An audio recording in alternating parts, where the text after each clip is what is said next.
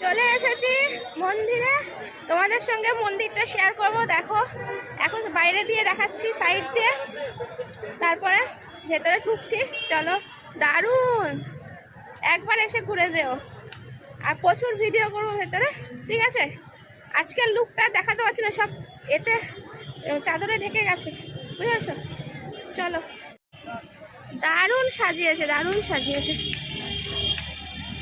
দেখো মোটামুটি আগে লাইন চলে গেছে, প্রচুর সকাল থেকে প্রচুর ভিড় ছিল, এখনো প্রচুর, এক ঝাঁক আসছে পেছনে। বাইরে দিয়ে একবার দেখিয়ে দিই মন্দিরটা, ভেতরেতে যাচ্ছি। চলো, আশা করছি তোমরা পাশে থাকবে, আর ভিডিওটা যদি ভালো লেগে থাকে অবশ্যই সাবস্ক্রাইব করো। চলো, এবার তোমাদের সঙ্গে দেখো গাছপালা মধ্যিখানে, রাস্তার মধ্যিখানে সেই বাধা অতিক্রম করে আমরা চলে যাচ্ছি। এখানে কিন্তু ছেলেদের লাইন আলাদা, মেয়েদের লাইন আলাদাই, দেখো দুটো লাইন।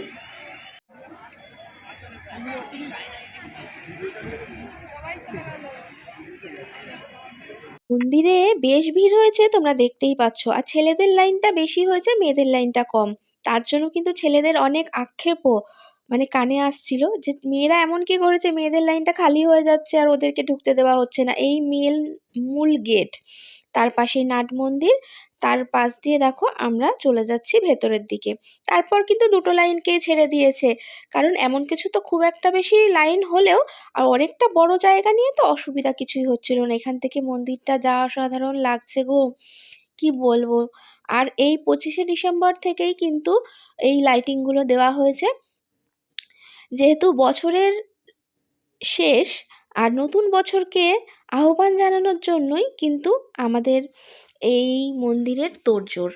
বুঝতেই পারছো, আলোয় আলো, মানে অসাধারণ। শুধু লাইটিংগুলো দেখার মতন, গাছের মধ্যে পড়েছে, মন্দিরের মধ্যে আলো, আর মানুষের ঢল দেখেছো? মানে এত মানুষ এইখানে এসছে মন্দিরে, মানে কি বলবো।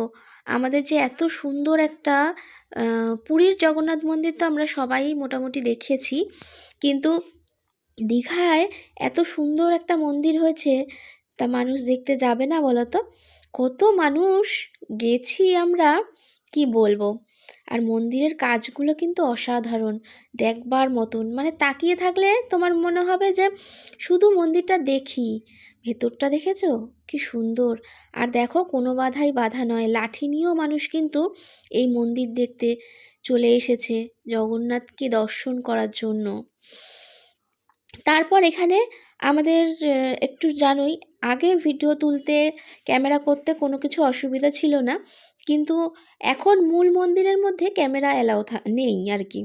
কিন্তু আমরা যারা ব্লগার আছি তার একটু কর্তৃপক্ষের সঙ্গে কথা বলে নেবে, আমার মনে হয় তাতে কোনো অসুবিধা হবে না, কারণ এখানকার মানুষজন কিন্তু বেশ ভালো, সবাই কিন্তু খুব সাহায্য করছে।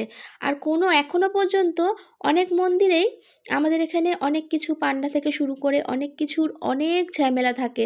এখন তো জানো গরিব মানুষের কোথাও যাওয়ার জো নেই, সব জায়গায় শুধু টাকার খেলা। কিন্তু এই জগন্নাথ ধামে আমি দেখলাম কোনো কিছু এখনো পর্যন্ত কোনো দাবি নেই, নিজের মতো করে তুমি ঠাকুরকে ভক্তি ভরে ডাকতে পারো। তা বেশ ভালো লাগলো আমার। আর ভেতরে যতটা পারবো তোমাদের দেখানোর চেষ্টা করব, কারণ বুঝতেই পারছো আমাদের সব কিছু বজায় রেখেই কিন্তু দেখানোটা উচিত। কিন্তু আমরা ভিডিও করছি বলে এমন কিছু আমরা করব না যাতে কর্তৃপক্ষের আপত্তি হয়। তাই আমি যতটা সম্ভব সেইটুকুনি কিন্তু আমি তোমাদের দেখানোর চেষ্টা করব, কিন্তু ভালোভাবে যাতে তোমরা দেখতে পাও। এই দেখো ভেতরের কারুকার্যগুলো দেখেছো, আর লাইটিংগুলো শুধু দেখো, সত্যি মন ভরে গেল আমার গো। এত সুন্দর দর্শন করতে পেরেছি। ওই যে ও জগন্নাথ দেব, দর্শন করো তোমরাও, হাত তুলে বলো জয় জগন্নাথ, জয় জগন্নাথ। এবার বাইরে বেরিয়ে এসেছি, এসে দেখছি যে এখানে এত সুন্দর সাজানো গোছানো, গাছপালা দিয়ে অনেক মূর্তি আছে, তারপরে সিঁড়ি সিঁড়ি করা রয়েছে, মন্দিরের গায়ে তো অনেক কারুকার্য করাই রয়েছে।